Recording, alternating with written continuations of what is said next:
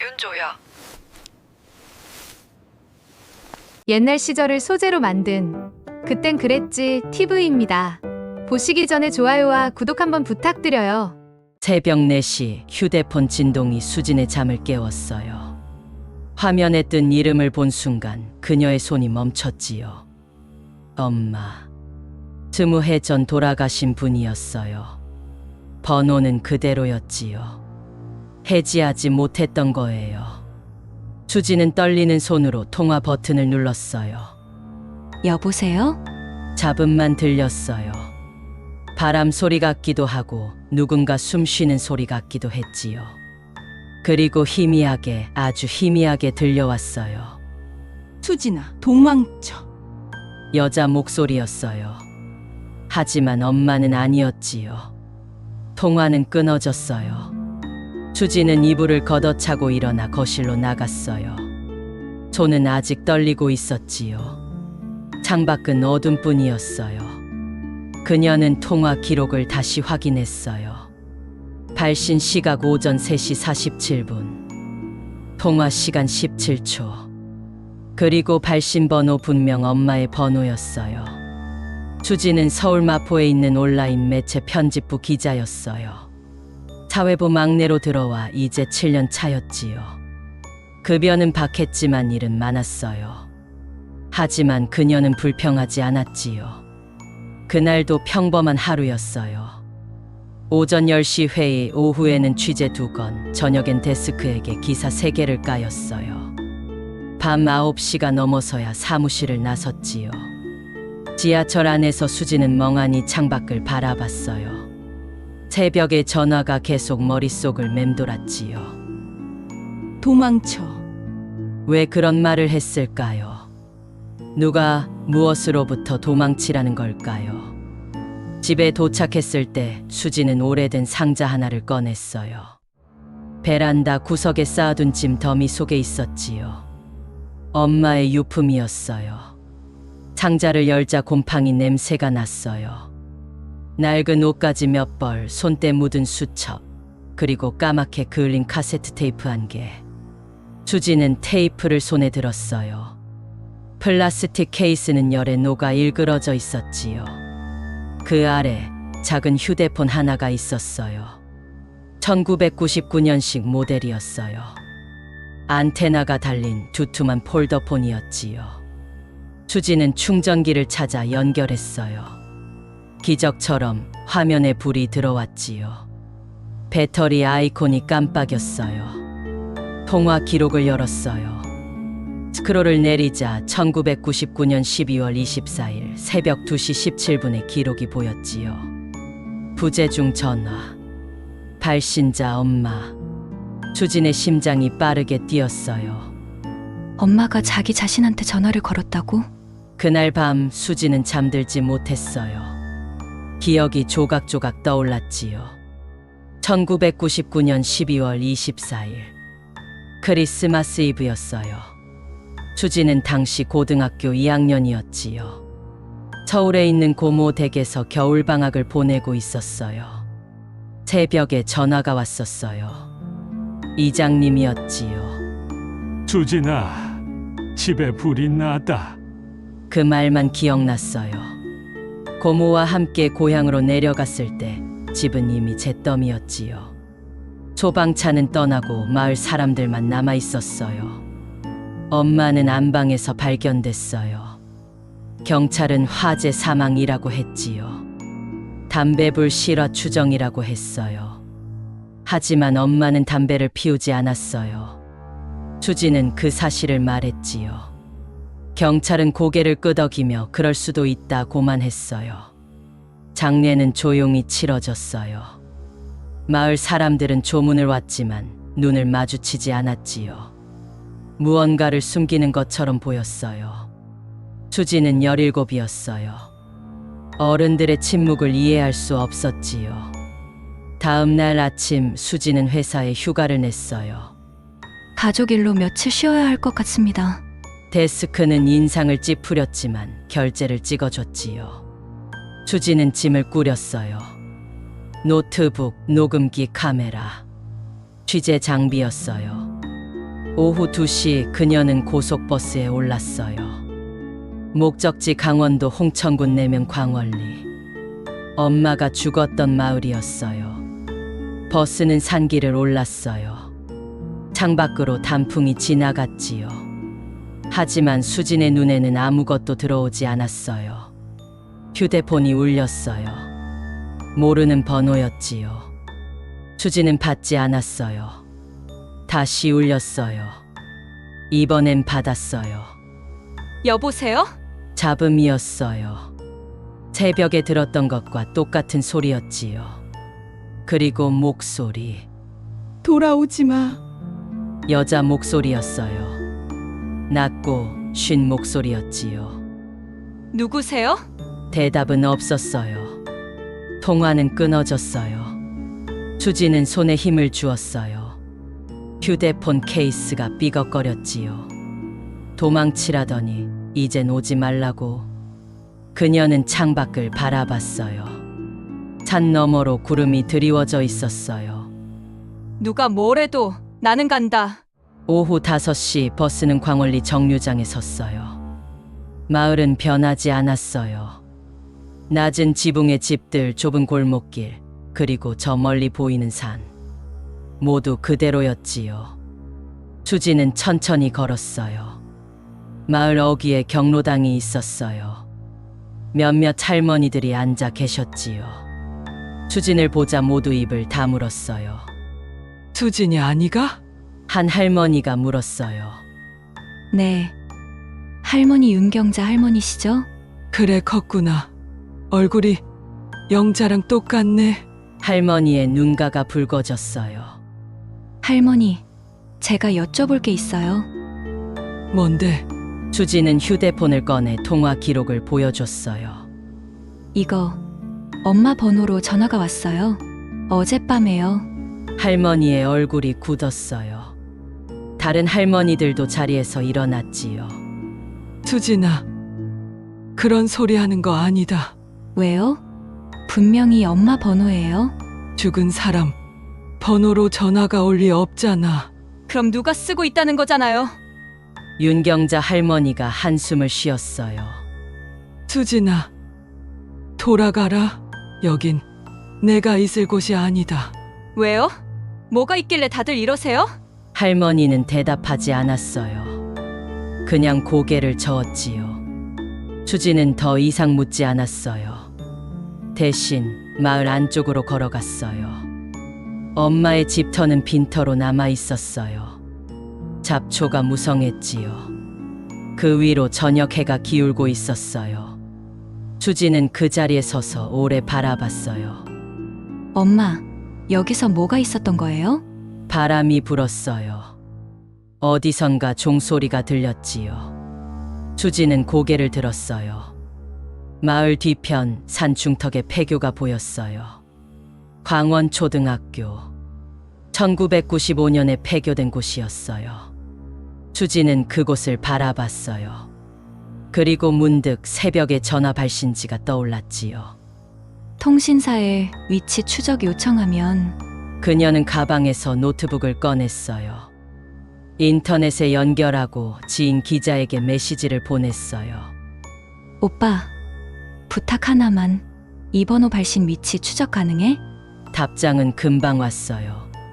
불법인데 뭐하게? 취재요. 급해요. 1시간 줘. 수지는 노트북을 덮었어요. 그리고 다시 폐교를 바라봤어요. 석양이 건물을 붉게 물들이고 있었지요. 그 순간 휴대폰이 울렸어요. 또 모르는 번호였어요. 이번엔 받지 않았어요. 문자가 왔어요.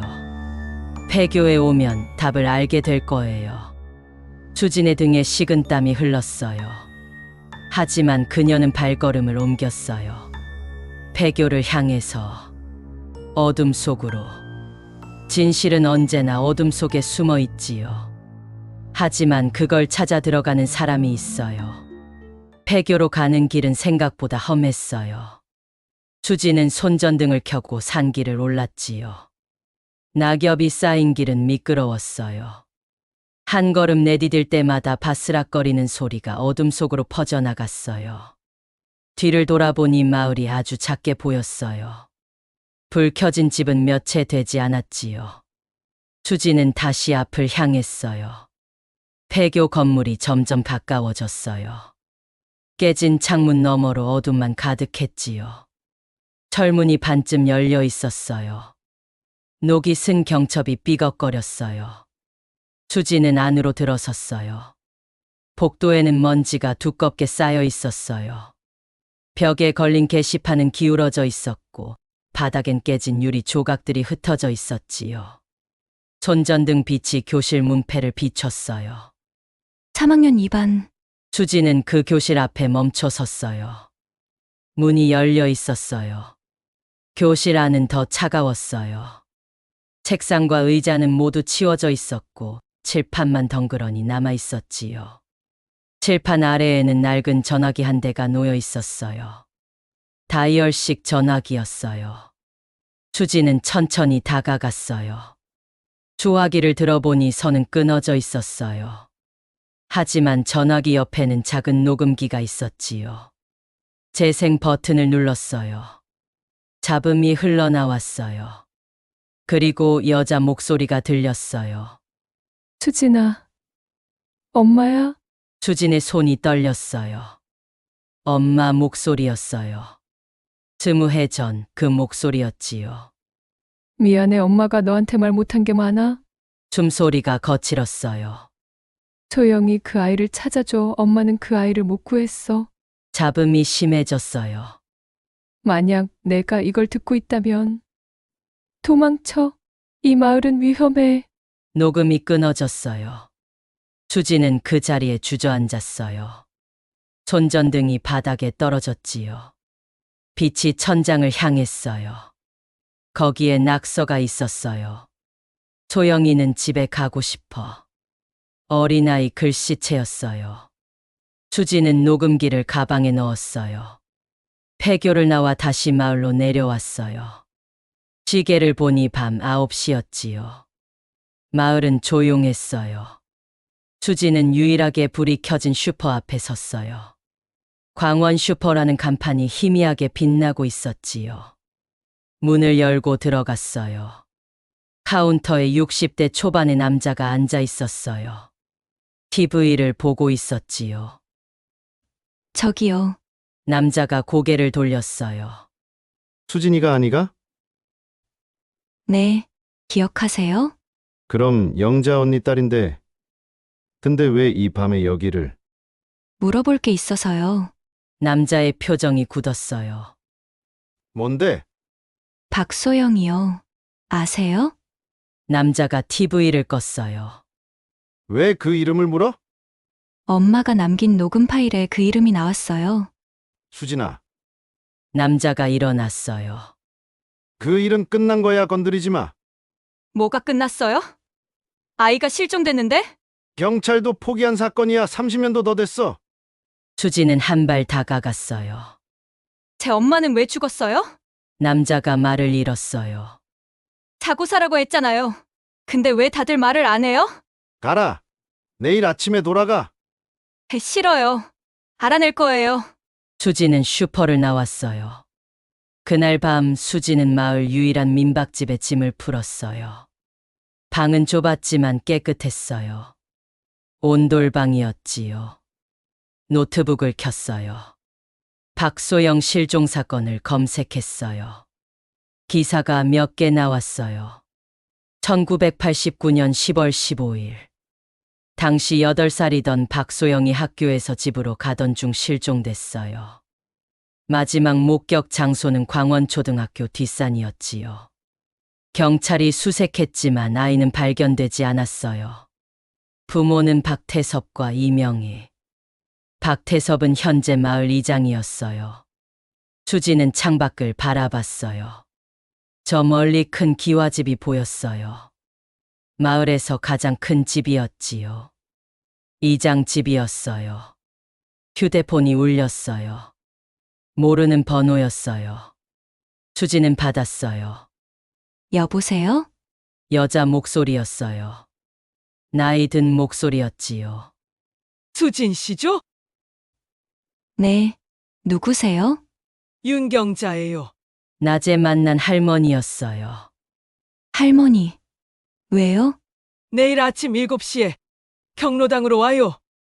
혼자서 무슨, 다른 사람한테는 말하지 마요. 약속해요. 통화가 끊어졌어요. 수지는 휴대폰을 내려놨어요. 가슴이 두근거렸어요. 다음 날 새벽 수지는 잠에서 깼어요. 시계는 6시를 가리키고 있었지요. 밖은 아직 어두웠어요. 수지는 씻고 옷을 갈아입었어요. 가방에 녹음기와 노트북을 챙겼지요. 민박집을 나서니 냉기가 얼굴을 찔렀어요. 마을은 조용했어요. 수지는 경로당으로 향했어요. 경로당 문이 조금 열려 있었어요. 안으로 들어가니 윤경자 할머니가 앉아 계셨어요. 손에는 낡은 사진첩을 들고 계셨지요. 왔구나. 할머니. 무슨 일이세요? 할머니가 사진첩을 펼쳤어요. 거기엔 아이들 사진이 가득했어요. 할머니가 한 장을 가리켰어요. 이 아이가 소영이야. 8살쯤 되어 보이는 여자아이였어요. 환하게 웃고 있었지요. 예쁜 아이였어. 착하기도 하고. 실종되기 전에 무슨 일이 있었어요? 할머니가 한숨을 쉬었어요.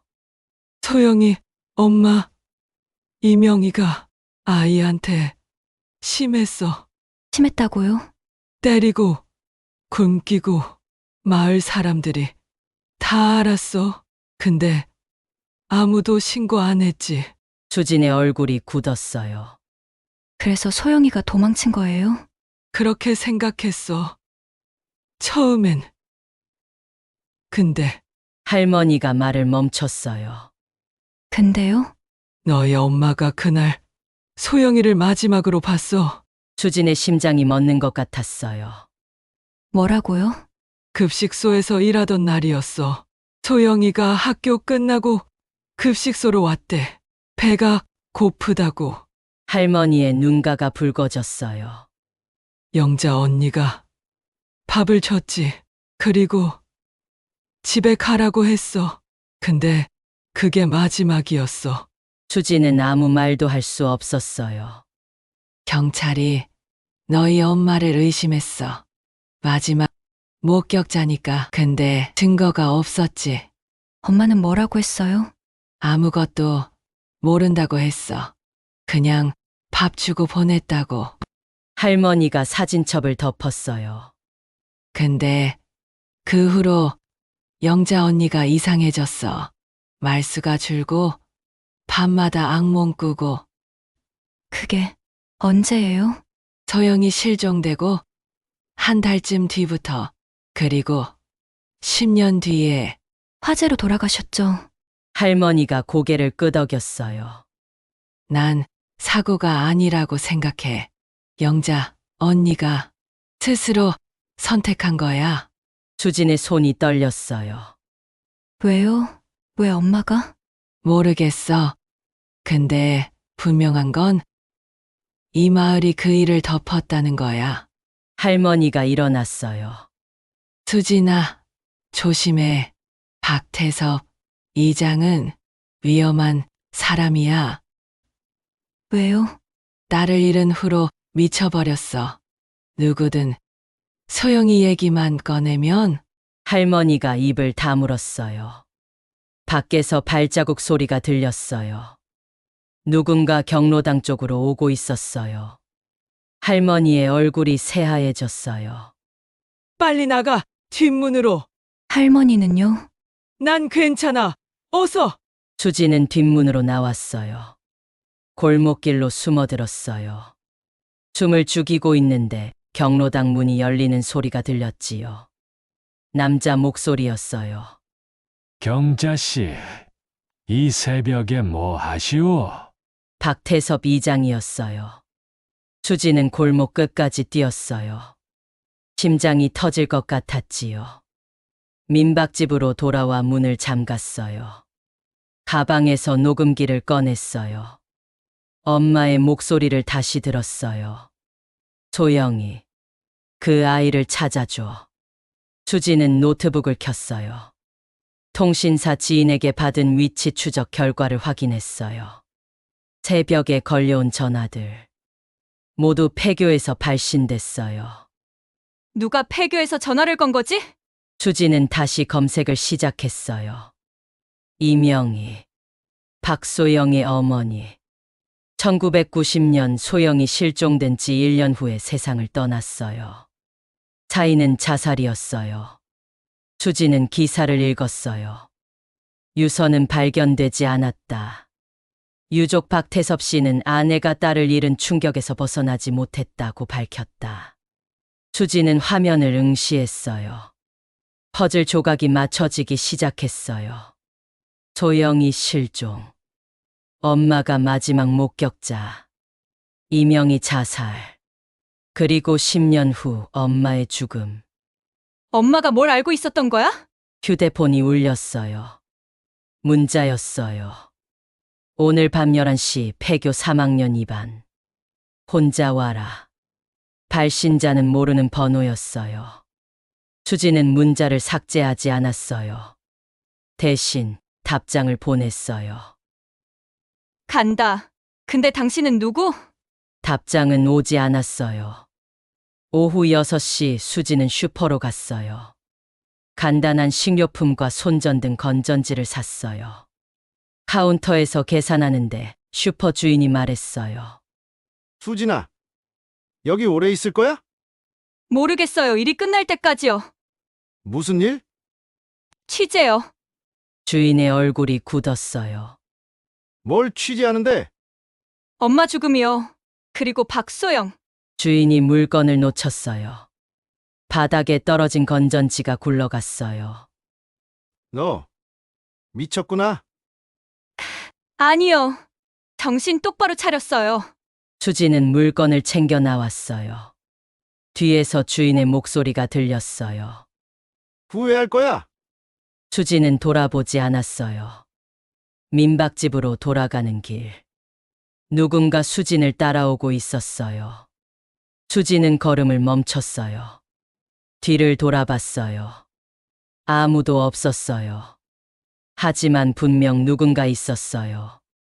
수지는 빠르게 걸었어요. 민박집 문을 열고 들어가 잠갔어요.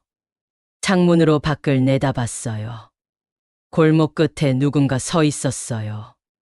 어둠 속이라 얼굴은 보이지 않았지요. 그 사람은 한참 서 있다가 천천히 사라졌어요. 수지는 커튼을 쳤어요. 시계를 봤어요. 10시였어요. 1시간 남았어요.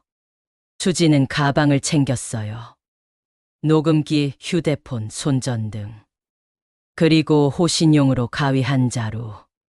준비를 마치고 수지는 창밖을 다시 봤어요. 폐교가 보였어요. 어둠 속에서 그 건물은 더 음산했어요. 이번엔 진짜 답을 찾아야 해.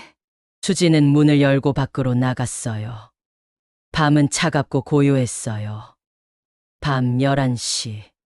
수지는 다시 폐교에 도착했어요. 이번엔 산길이 더 무서웠지요. 나뭇가지가 바람에 흔들리는 소리가 마치 누군가 속삭이는 것 같았어요. 폐교 철문은 활짝 열려 있었어요. 누군가 기다리고 있다는 뜻이었지요. 수지는 복도로 들어섰어요. 손전등을 켰어요. 빛이 3학년 2반 문패를 비췄지요. 교실 문이 조금 열려 있었어요. 수지는 심호흡을 하고 문을 밀었어요. 삐걱. 교실 안은 텅 비어 있었어요. 아무도 없었지요. 누구세요? 대답이 없었어요. 수지는 교실 안으로 들어갔어요. 손전등으로 구석구석을 비췄지요. 그때 뒤에서 문이 닫히는 소리가 들렸어요. 쾅! 수진이 돌아봤어요. 문 앞에 누군가 서 있었어요. 여자였어요. 50대 후반쯤 되어 보였지요. 마른 체구에 희끗희끗한 머리카락. 누구세요? 여자가 천천히 다가왔어요. 나 이명희 동생이야. 수진의 가슴이 철렁했어요. 박소영 어머니 이명희 동생? 응, 이명숙이야. 여자의 목소리는 쉬어 있었어요. 내가 문자 보냈어. 내가 올 줄 알았어. 왜 절 부른 거예요? 명숙이 한숨을 쉬었어요. 너희 엄마, 김영자 언니 때문에. 수진은 한 걸음 다가갔어요. 엄마가 어떻게 된 건지 알아요? 알지? 다 알아. 명숙이 바닥에 주저앉았어요. 수진도 앉았지요. 언니가 소영이를 죽였어. 수진은 아무 말도 할 수 없었어요. 사고였어. 그날 급식소에서 소영이가 언니한테 밥 달라고 했어.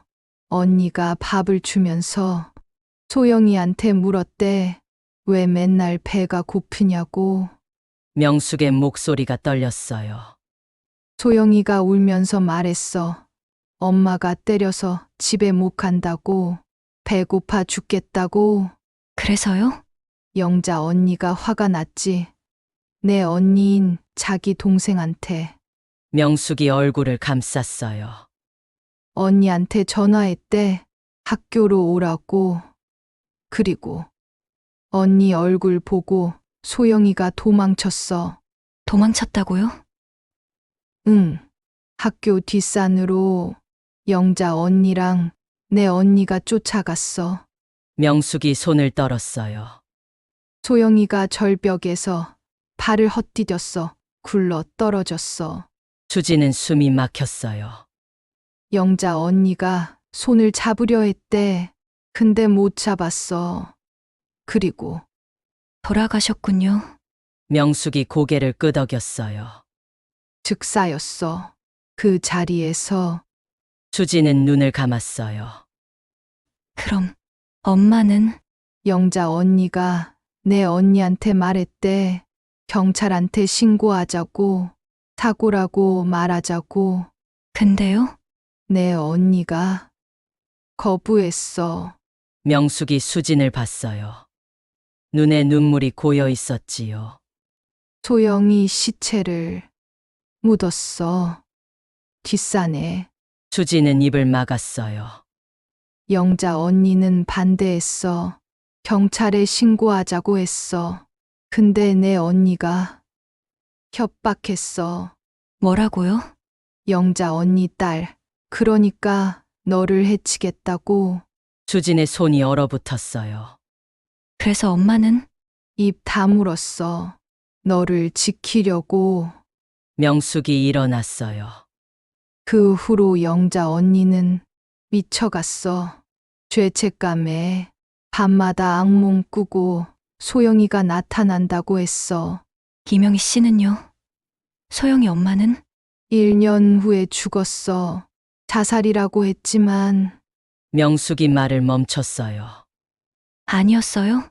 모르겠어. 근데 죽기 전에 내 언니가 영자 언니한테 또 전화했대.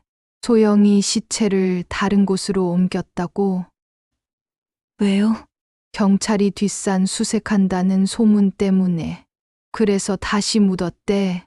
명숙이 창문을 바라봤어요. 어디예요? 이 학교야. 수진은 소름이 돋았어요. 이 폐교 어딘가에 소영이가 묻혀 있어. 수진은 일어났어요. 그럼 1999년 엄마는 왜 돌아가신 거예요? 명숙이 돌아봤어요. 영자 언니가 못 견뎠어. 10년 동안 그 비밀을 안고 살면서. 그래서 스스로? 아니, 명숙의 목소리가 낮아졌어요. 박태섭이 죽였어. 수진은 얼어붙었어요. 이장님이요? 응, 소영이 아버지. 명숙이 다가왔어요. 1999년 크리스마스 이브 영자 언니가 태섭이한테 모든 걸 고백했어. 소영이가 어떻게 죽었는지, 어디 묻혔는지. 왜요? 왜 그때? 못 견뎠으니까 양심이. 명숙이 눈을 감았어요. 태섭이는 미쳤어. 영자 언니 집에 불을 질렀어. 영자 언니를 가둬놓고. 수진의 다리가 후들거렸어요. 증거는요? 없어. 다들 사고사라고 믿었어. 나만 알아. 태섭이가 그날 밤 어디 갔는지. 왜 지금까지 말 안 하셨어요? 명숙이 수진을 똑바로 봤어요. 무서웠으니까. 태섭이가 날 죽일까봐. 수진은 벽에 기댔어요. 머리가 복잡했어요. 그럼 제가 받은 전화들은요? 엄마 번호로 온 전화. 내가 걸었어. 영자 언니 휴대폰. 내가 가지고 있었거든. 사고 현장에서 주웠어. 왜 저한테 전화를 건 거예요? 진실을 알려주고 싶었어. 영자 언니가 억울하게 죽었다는 걸. 명숙이 주머니에서 뭔가를 꺼냈어요. 낡은 휴대폰이었어요. 1999년식 폴더폰이었지요. 이거 영자 언니 거야. 안에 녹음 파일 있어. 언니가 태섭이한테 고백하는 거. 수진은 휴대폰을 받았어요. 이게 증거예요? 응. 근데 명숙이 불안한 얼굴로 문을 봤어요. 태섭이가 알면 안 돼. 나도 너도 죽어. 경찰한테 가면 되잖아요. 증거가 약해. 20년 전 녹음이야. 게다가 태섭이는 이 마을에서 힘 있는 사람이야. 명숙이 수진의 손을 잡았어요. 소영이를 찾아줘. 시체를 찾아내면 부검할 수 있어. 그럼 사인 알 수 있고 진실이 밝혀져. 어디에 묻혔는데요? 이 학교 지하실. 수진과 명숙은 복도를 걸었어요. 손전등 빛이 바닥을 비췄지요. 계단 하나가 아래로 이어져 있었어요. 저기야. 명숙이 가리켰어요. 두 사람은 계단을 내려갔어요. 지하실은 더 어두웠어요. 곰팡이 냄새가 코를 찔렀지요. 보일러실이었어요. 낡은 보일러와 파이프들이 녹슬어 있었어요. 구석. 저기. 명숙이 가리킨 곳은 시멘트로 막힌 벽이었어요. 저 뒤에 소영이가 있어. 수지는 벽을 만졌어요. 시멘트가 다른 부분보다 새 것 같았어요. 여길 어떻게 파요? 공사 도구 필요해. 망치나. 그때 위에서 소리가 들렸어요. 발소리였어요. 무거운 발소리였지요. 명숙의 얼굴이 하얘졌어요. 태섭이다. 뭐라고요? 도망쳐. 명숙이 수진을 밀었어요. 위에서 남자 목소리가 들렸어요.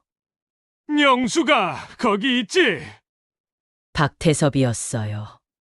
수진과 명숙은 지하실 구석으로 숨었어요. 손전등을 껐지요. 계단에서 발소리가 내려왔어요. 박태섭이 손전등을 들고 지하실에 들어섰어요. 영수가 나 다 들었어. 위에서 명숙이 떨었어요. 어디 숨었어? 나와. 태섭이 지하실을 비췄어요. 빛이 점점 가까워졌지요. 수지는 숨을 죽였어요. 너 내 딸 찾으려고 지금. 태섭의 목소리가 떨렸어요. 화가 아니었어요. 슬픔이었지요. 소영이는 그냥 놔둬. 제발. 명숙이 입을 열었어요. 오빠. 미안해. 근데 이건 해야 돼. 태섭이 웃었어요. 서글픈 웃음이었어요. 해야 돼 뭘. 내 딸 시체 판에서 뭐하게. 날 감옥에 보내게. 엄마 복수야. 영자 언니 복수. 영자는 자기가 선택한 거야. 내가 강요 안 했어. 태섭의 목소리가 커졌어요. 거짓말. 명숙이 일어섰어요. 오빠가 협박했잖아. 수진이를 죽이겠다고. 그래 했어. 근데 난 안 죽였어. 태섭이 소리쳤어요. 영자가 스스로 불 속에 들어간 거야. 내가 막았어. 근데 안 나왔어. 수진은 귀를 의심했어요. 뭐라고요? 수진이 나섰어요. 태섭이 손전등을 수진에게 비췄어요. 수진이 엄마가 스스로 불 속에 들어갔다고요? 태섭이 손전등을 내렸어요. 그래, 난 그냥 화가 나서 집에 불만 질렀어 겁주려고. 근데 영자가 태섭이 주저앉았어요. 밖으로 안 나왔어.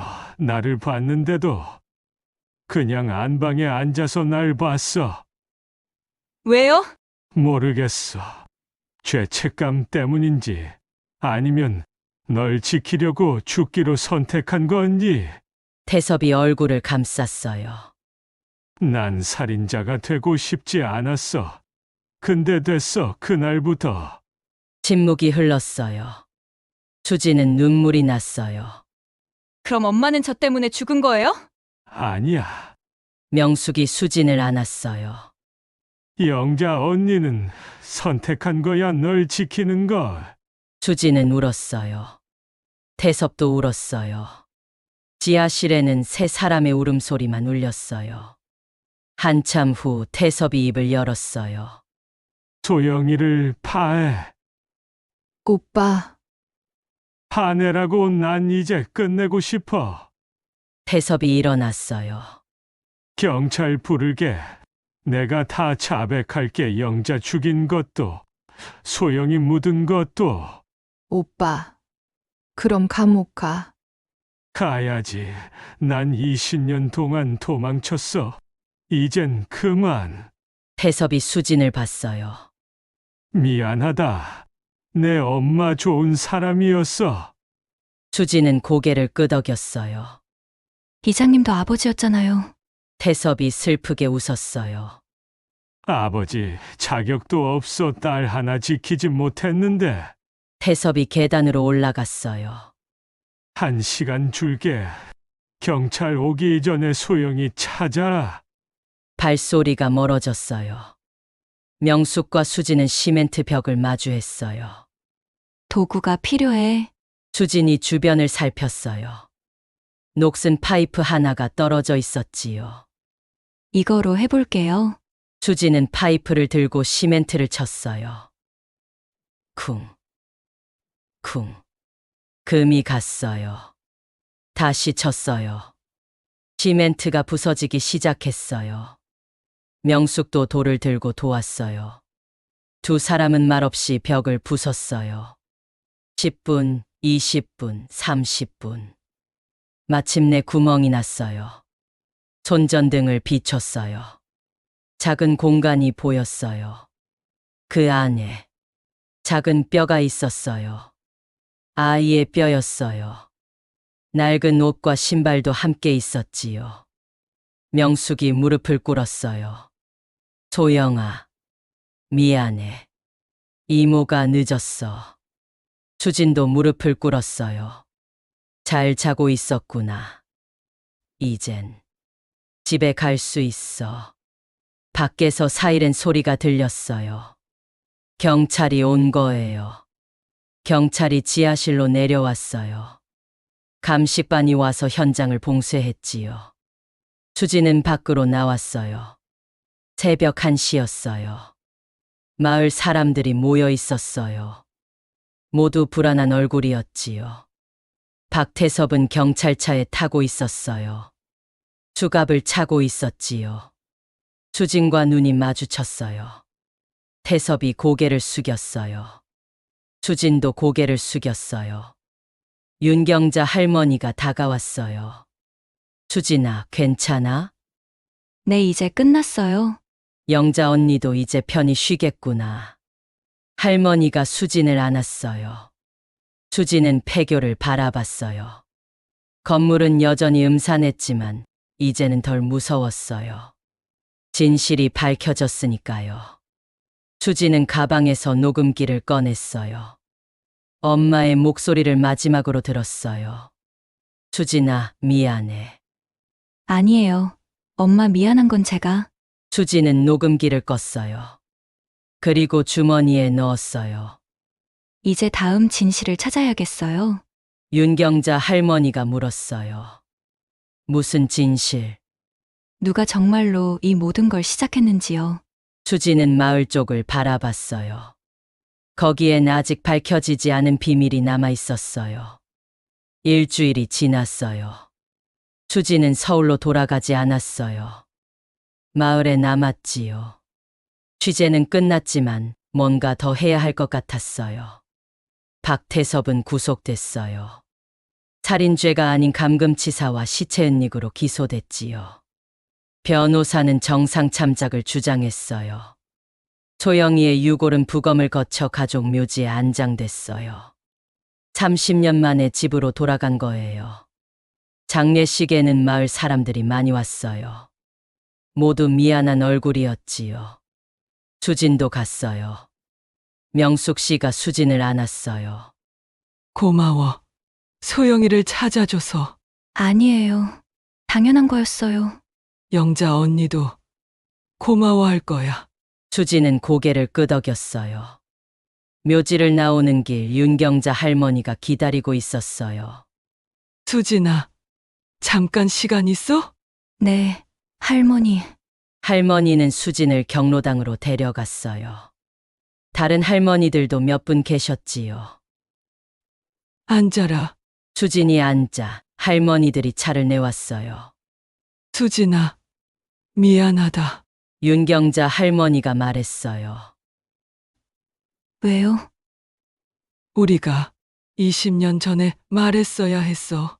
영자 언니 죽었을 때 다른 할머니가 고개를 숙였어요. 다들 알았어. 혜섭이가 뭔가 했다는 거. 근데 무서워서 입 다물었지. 할머니, 너희 엄마는 좋은 사람이었어. 착했어. 근데 우리가 지켜주지 못했어. 할머니들의 눈에 눈물이 맺혔어요. 수진도 울컥했어요. 괜찮아요. 할머니들도 무서우셨잖아요. 그래도 미안하다. 진작 말했으면. 윤경자 할머니가 수진의 손을 잡았어요. 이제라도 말할게. 내가 알아야 할 것들. 할머니들은 이야기를 시작했어요. 1989년 소영이가 실종됐을 때의 일들. 마을 사람들이 모두 수색에 나섰대요. 밤새도록 산을 뒤졌지요.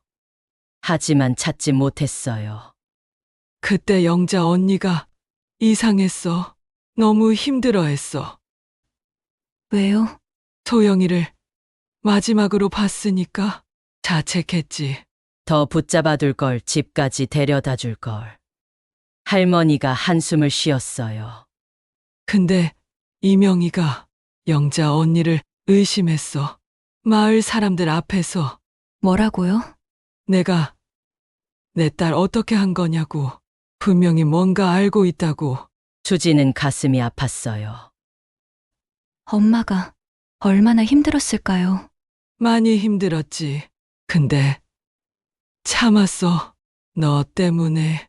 할머니가 수진을 봤어요. 너희 엄마는 널 정말 사랑했어. 수지는 눈물을 닦았어요. 저도 사랑했어요. 할머니들과 이야기를 나누고 수지는 민박집으로 돌아왔어요. 노트북을 켰어요. 지난 일주일 동안 쓴 기사들이 화면에 떠 있었지요. 광원리 30년 미스터리 드디어 해결. 박소영 양 유골 발견. 아버지 박태섭 씨 구속. 침묵으로 죽어간 여인 김영자 씨의 진실. 기사는 이미 올라갔어요. 반응도 뜨거웠지요. 댓글이 수백 개 달렸어요. 너무 슬픈 사건이네요. 엄마의 사랑이 느껴집니다. 수진 기자님, 진실 밝혀주셔서 감사합니다. 수지는 댓글을 읽으며 울었어요. 엄마가 자랑스러울 것 같았어요. 그때 전화가 왔어요. 서울 데스크였어요. 수진, 기사 잘 봤어. 대단하더라. 감사합니다. 근데 언제 복귀해? 밀린 일이 많아? 수지는 잠시 망설였어요. 데스크님, 저 사표 쓰려고요. 뭐, 수지는 심호흡을 했어요. 여기 좀 더 있고 싶어요. 왜? 취재 끝났잖아. 아니요. 아직 할 일이 남았어요. 무슨 일? 수지는 창밖을 봤어요. 폐교가 보였어요. 엄마가 하지 못한 일이요. 데스크는 한참 침묵했어요. 알았어. 근데 나중에 후회하지 마. 안 할 거예요. 감사합니다.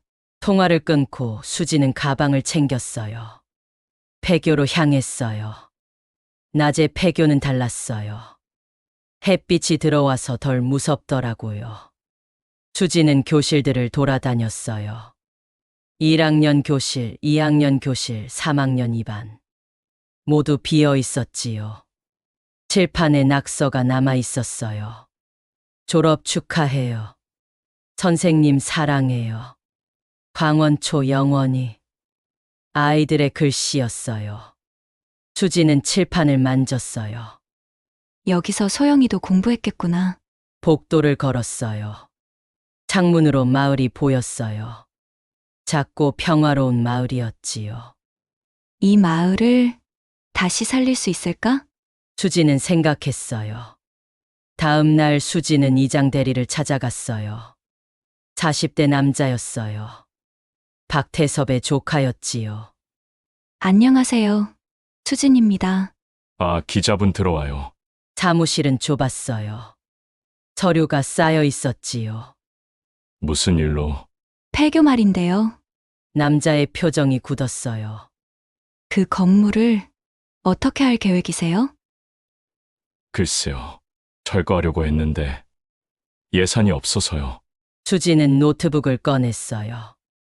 제안이 있어요. 제안. 폐교를 추모 공간으로 만들면 어떨까요? 남자가 눈을 크게 떴어요. 추모 공간이요. 네. 박소영 양을 기리는 공간. 그리고 우리 엄마, 김영자 씨도 수지는 화면을 보여줬어요. 비슷한 사례가 있어요. 폐교를 문화 공간으로 만든 곳들. 남자가 화면을 봤어요. 근데 돈이 많이 들 텐데요. 크라우드 펀딩하면 돼요. 제 기사 본 사람들이 도울 거예요. 남자는 고민했어요. 근데 마을 사람들이 싫어할 것 같은데. 처음엔 그럴 거예요. 근데 시간이 지나면 이해할 거예요. 수진이 말했어요. 이 마을도 치유가 필요해요. 30년 동안 숨기고 살았잖아요. 남자가 고개를 끄덕였어요. 맞는 말이에요. 다들 힘들어했어요. 그럼 함께해요. 새로운 시작을. 남자가 손을 내밀었어요. 해봅시다. 수진도 손을 잡았어요. 일은 빠르게 진행됐어요. 수진은 SNS에 프로젝트를 올렸어요. 광원초등학교 추모와 치유의 공간으로. 목표 금액은 5천만 원이었어요. 3일 만에 목표를 달성했어요. 일주일 만에 1억이 모였지요. 사람들의 댓글이 올라왔어요. 작은 힘이나마 보태고 싶습니다. 소영이와 영자 씨가 편히 쉬기를. 용서와 치유의 공간이 되길. 수지는 울면서 댓글을 읽었어요. 마을 사람들도 조금씩 참여했어요. 처음엔 반대하던 사람들도 마음을 열었지요. 윤경자 할머니가 앞장섰어요. 우리가 해야 해. 아이들한테 미안하니까. 다른 할머니들도 따라왔어요. 남자들도 손을 보탰어요. 마을은 조금씩 변하고 있었어요. 한 달 후 공사가 시작됐어요. 폐교는 깨끗이 청소됐어요. 깨진 유리는 교체되고 벽은 새로 칠해졌지요. 3학년 2반은 전시실이 됐어요. 소영이의 사진과 유품이 전시됐어요. 엄마의 사진도 함께였지요. 벽에는 이렇게 쓰여 있었어요. 기억하겠습니다. 잊지 않겠습니다. 1층 교실은 도서관이 됐어요. 아이들을 위한 책으로 가득 찼지요. 2층은 카페가 됐어요. 마을 어르신들이 차를 마시며 쉴 수 있는 곳이었어요. 운동장은 작은 공원이 됐어요. 벤치와 꽃밭이 생겼지요. 개관식 날 많은 사람이 왔어요. 마을 사람들, 기자들, 그리고 수진의 기사를 읽은 사람들. 명숙 씨도 왔어요. 고마워요, 수진 씨. 아니에요. 제가 더 감사해요. 둘은 포옹했어요. 개관식이 끝나고 수진은 3학년 2반에 혼자 들어갔어요. 엄마의 사진 앞에 섰지요. 사진 속 엄마는 웃고 있었어요. 엄마, 봐요. 우리 해냈어요. 수진은 사진을 만졌어요. 소영이도 이제 편히 쉴 수 있을 거예요. 엄마도 눈물이 났어요. 사랑해요, 엄마. 항상 사랑했어요. 뒤에서 누군가 들어왔어요. 윤경자 할머니였어요. 수진아, 네, 할머니. 영자 언니가 자랑스러워할 거야. 너 같은 딸 두고. 할머니가 수진을 안았어요. 너도 자랑스럽다. 여기까지 온 거. 수진은 할머니 품에서 울었어요. 오랫동안 울었어요. 저녁 수진은 운동장 벤치에 앉아 있었어요. 석양이 지고 있었지요. 하늘이 주황빛으로 물들었어요. 마을이 평화로워 보였어요. 휴대폰이 울렸어요. 서울 친구였어요. 수진아, 언제 올라와? 아직 모르겠어. 여기 할 일이 많아. 진짜 거기 눌러 앉을 거야? 수진은 웃었어요. 모르겠어. 근데 나쁘지 않아. 그래, 행복해. 응. 처음으로. 통화를 끊고 수진은 하늘을 봤어요. 별이 하나둘 떠올랐어요. 엄마, 저기 있어요? 바람이 불었어요. 나무잎이 흔들렸지요. 마치 대답하는 것 같았어요. 수진은 미소 지었어요. 잘 자요. 엄마 좋은 꿈 꿔요. 다음 날 아침 수진은 일찍 일어났어요. 커피를 들고 폐교. 아니, 이제는 광원 추모관으로 갔어요. 문을 열자 햇빛이 가득했어요. 더 이상 무섭지 않았어요. 도서관에 책을 정리하고 있는데 아이 한 명이 들어왔어요. 초등학생이었어요. 안녕하세요. 안녕. 누구야? 저 이 마을 살아요. 책 보러 왔어요. 수진은 웃었어요. 그래. 마음껏 봐. 아이가 책을 골랐어요. 구석 의자에 앉아 읽기 시작했지요. 수진은 그 모습을 봤어요. 이거구나. 엄마가 원한 게. 아이들이 웃는 모습, 평화로운 마을, 그리고 기억되는 사람들. 수진은 창밖을 봤어요. 마을 어르신 한 분이 산책을 하고 있었어요. 다른 할머니 두 분이 벤치에 앉아 이야기하고 있었지요. 모두 평화로웠어요. 고마워요, 엄마. 여길 보여줘서. 수진은 다시 일을 시작했어요. 그날 오후 택배가 도착했어요. 서울에서 보낸 짐이었어요. 수진의 남은 짐들이었지요.